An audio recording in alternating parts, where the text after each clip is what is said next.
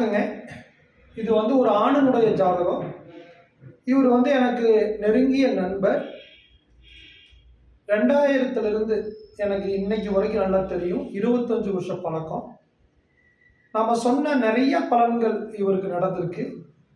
இவருடைய ஜோதிடம் சார்ந்த, வாஸ்து சார்ந்த கேள்விகள் நம்மளை நிறைய தேட வச்சிருக்கு.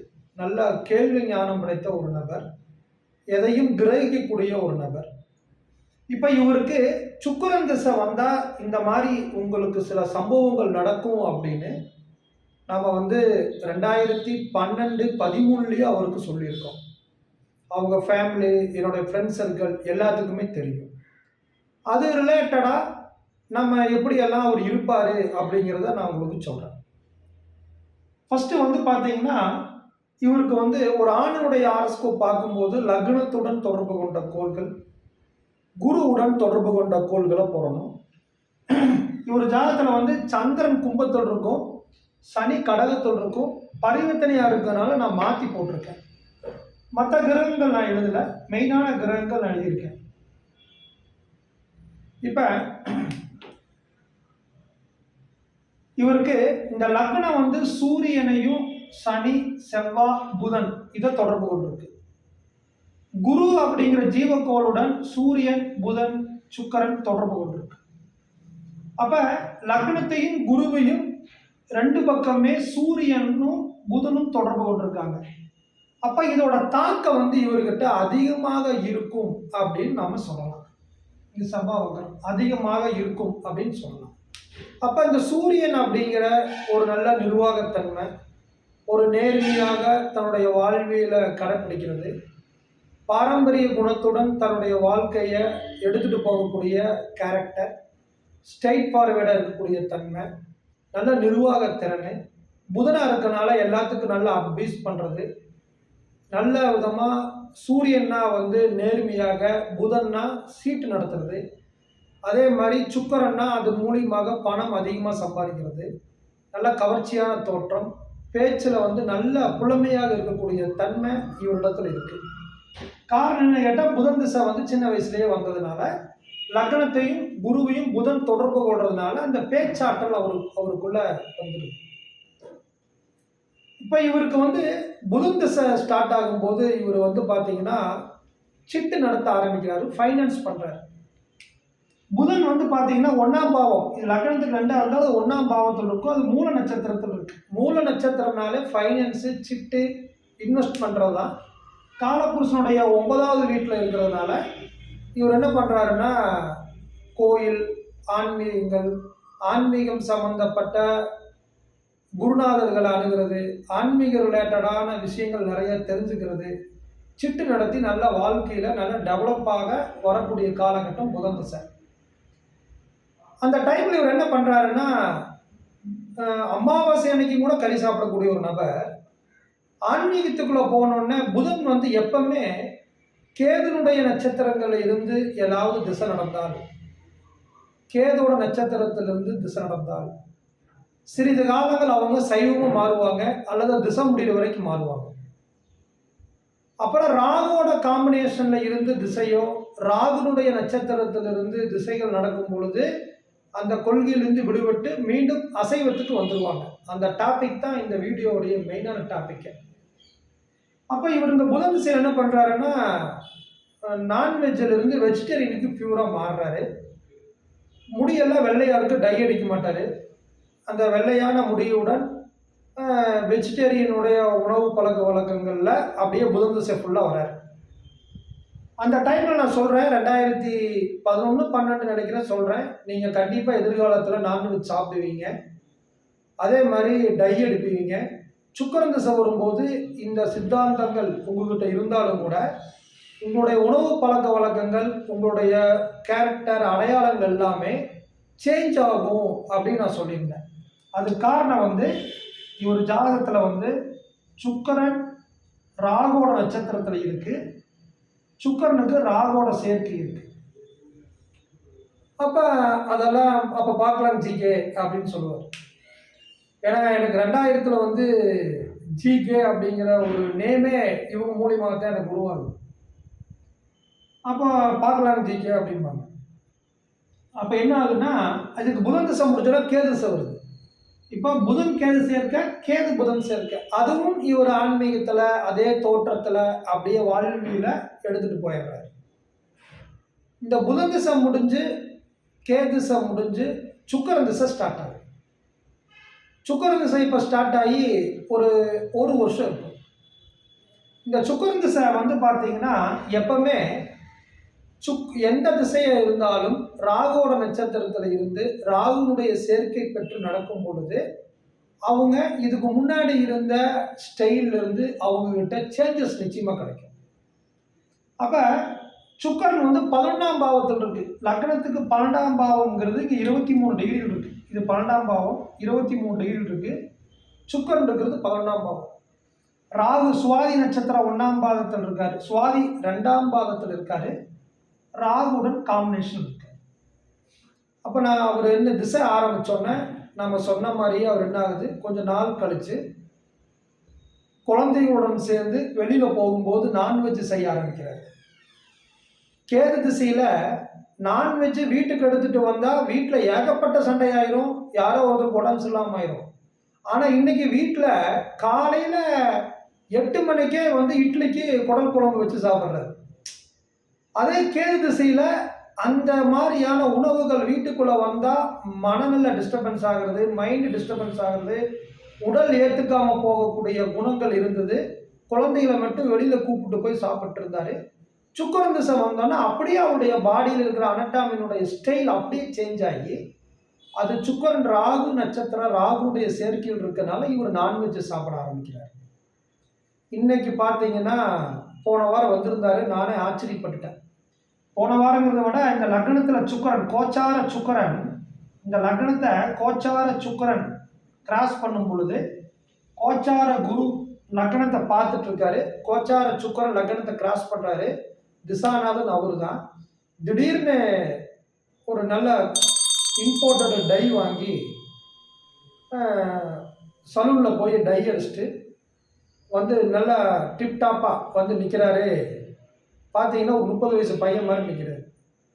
ஒரு 50 வயசு நபர் ஒரு 30 வயசு நபர் மாதிரி வந்து நிற்கிறாரு. எனக்கே ஆச்சரியம். ஜிகே நீங்கள் சொன்ன மாதிரியே நடந்துருச்சு பாருங்க அப்படின்ட்டு நாங்கள் கொஞ்சம் கிண்டலாக பேசுவோம். வந்து நிற்கிறாரு, ரொம்ப ஆச்சரியமாக இருக்குது. அப்போ இது ஒரு காரணம். இப்போ இவருக்கு பார்த்தீங்கன்னா சனி வந்து சந்திரன் குரு சூரியனோட தொட்டிருக்கு. சூரியனும் சனியினுடைய தொடர்பு இருக்கார்.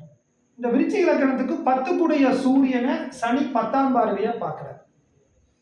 இவங்க வந்து ஒரு உற்பத்தி தொழிலுக்குள்ள என்ட்ராகிறாரு. நான் சொல்றேன், ஆனால் உற்பத்தி தொழில் வேண்டாம், அது கண்டிப்பாக லாஸ் ஆகுங்கிறோம். ஆனால் நம்ம நண்பர் எதிர்பார்க்குறாரு, அவங்களுக்கு ஏதாவது பண்ணி கொடுக்கறதுக்காகத்தான் போறேன்ட்டு போய் அது லாஸ் ஆகிடுது. இது ஒரு காம்பினேஷன். இப்போ இந்த காலபுருஷ தத்துவம் இந்த இடத்துல எப்படி மேட்ச் ஆகுது அப்படின்னா, சுக்கிரன் வந்து 11ஆவது வீட்டில் இருக்காரு. சுக்கிரன் எங்கே இருக்காரு?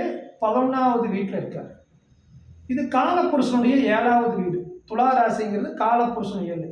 அப்போ இந்த இடத்துல 11-7 அப்படிங்கிற காம்பினேஷன் வேலை செய்யும்.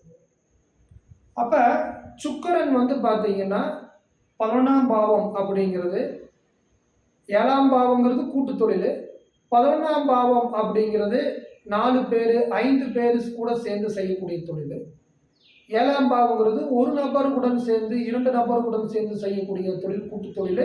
3க்கும் மேற்பட்ட பல பேரோட சேர்ந்து ஆத்மார்த்தமான நண்பர்களுடன் சேர்ந்து ஒரு தொழிலா செய்கிறாரு, அதாவது ஏதாவது ஒரு பிஸ்னஸ்க்குள்ளே என்ட்ராகிறாருன்னா அது 11ஆம் பாவம். அப்போ 11ஆம் பாவத்திலிருந்து சுக்கிரன் திசை ஸ்டார்ட் ஆனோடனே எங்களை மாதிரி சில நண்பர்களுடன் எல்லாம் கலெக்ட் பண்ணி நிறைய இடங்கள்ல இன்வெஸ்ட் பண்ணுறது. அதே மாதிரி இவருடைய இன்சார்ஜ் சூரியனோட ஆதிக்கம் புதனோட ஆதிக்கம் இருக்கிறதுனால எந்த இடங்கள் விற்கிறதா இருந்தாலும் சரி வாங்குறதா இருந்தாலும் சரி இவருடைய அனுபவங்களுடைய முடிவுகள் அங்கே பிரதானமாக இருக்கும். அப்போ இந்த சுக்கிரன் வந்து 11ஆவது வீட்டில் இருக்கிறதுனால காலபுருஷனுக்கு 7ஆக இருக்கிறதுனால அந்த சுக்கிரன் திசை ஸ்டார்ட் ஆனோன்னா நிறைய ஆத்மார்த்தமான நண்பர்களுடன் சேர்ந்து இடத்துல இன்வெஸ்ட் பண்ணக்கூடிய ஒரு சந்தர்ப்பத்தை கொடுத்துருக்கு. இது முதல். ரெண்டாவது, இதுல இன்னொரு விஷயங்கள் இருக்கு இந்த காலபுருஷ தத்துவத்துல. குருநாதர் அப்படிங்கிறது 9வது பாவம். அப்ப இவருடைய லக்னத்துக்கு 9வது வீடு அப்படிங்கிறது குருநாதர் குறிக்கும். காலபுருஷனுக்கு 9வது வீடான தனுசு ராசி எல்லாத்துக்குமே குருநாதரை குறிக்கக்கூடிய இடம். இது இவர் லக்னத்துக்கு 2வது வீடா வருது. இது பார்த்தீங்கன்னா லக்னத்துக்கு 4வது வீடா வருது. இவர் என்ன பண்றாருன்னா, இந்த ரியல் எஸ்டேட்ல வரும் பொழுது இவங்க குருநாதரே ஒரு அமௌண்ட் கொடுக்குறாங்க. இந்தாங்க இந்த அமௌண்ட்டை வச்சுக்கிட்டு நீங்க பண்ணுங்க அப்படின்னு. அதுக்கப்புறம் பார்த்தீங்கன்னா, ஏன்னா காலபுருஷனுடைய நாளுங்கிறது இடம், வீடு, வாகனங்கள், உற்பத்தி சம்பந்தப்பட்ட தொழில். ஆனால் 4ஆம் பாவம் ரியல் எஸ்டேட்டையும் குறிக்கும், இடத்துல இன்வெஸ்ட் பண்ணுறதையும் குறிக்கும். அது லக்னத்துக்கு 9.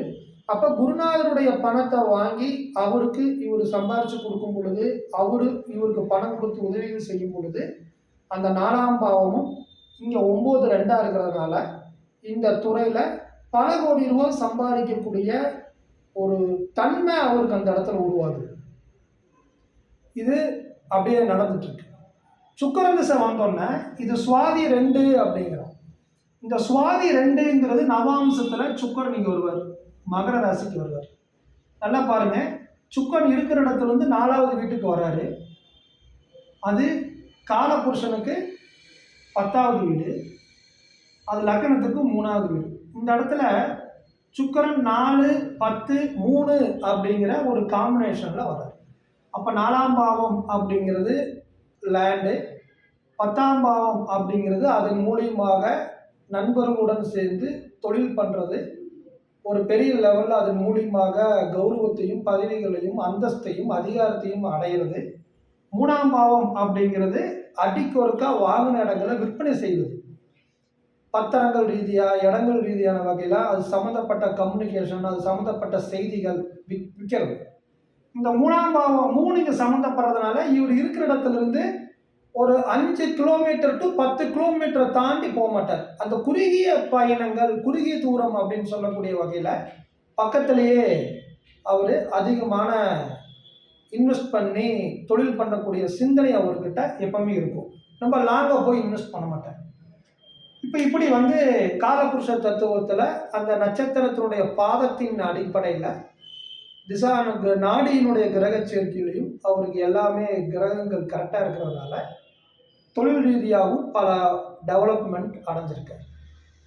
இப்போ கோச்சார சனி பார்த்தீங்கன்னா கும்பத்தில் 19 டிகிரி இருக்கு, லக்னம் 19 டிகிரி. இப்போ சனி பார்த்தீங்கன்னா இவருடைய லக்னத்தை பார்த்துட்டு இருக்கு. கடந்த ஒரு மாசமா பார்க்குது, இன்னும் ஒரு 3 மாசத்துக்கு பார்க்கும். லக்னம் 18 செல்ற, பட் ஒரு பார்க்கும். இப்போ பார்த்தீங்கன்னா இந்த கோச்சார சனி இந்த லக்னத்தை பார்க்கக்கூடிய காலகட்டங்களில் தொழில் மந்தமாக இருக்குது. அப்போ நம்ம அவர்கிட்ட சொல்லியிருக்கோம், லக்னத்தை சனி பார்க்கறதுனால உங்களுக்கு மார்கழி மாதம் தை மாதம் முடிகிற வரைக்கும் உடல் ஆரோக்கியங்கள்லையும் கவனமாக இருந்துக்கணும்.